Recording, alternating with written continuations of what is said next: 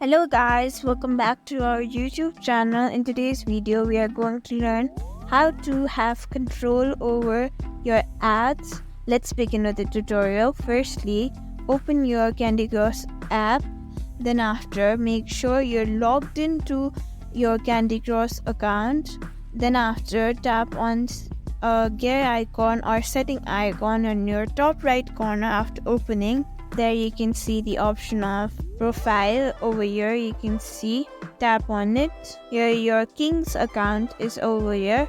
Then tap on privacy and security. Over there you can see personalized ads or do not sell or share my profile information. Tap on it. Here you can see personalized ads. Kings use and share your data with your advertising partners. Here you can see manage consent preference.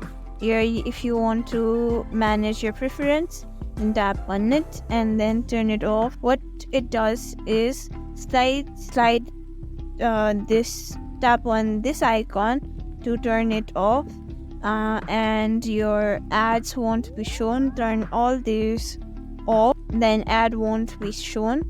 Thank you for watching this video. Make sure to save it and tap on confirm. Then after, thank you for watching this video. Make sure you like, share and subscribe to our YouTube channel for more such content.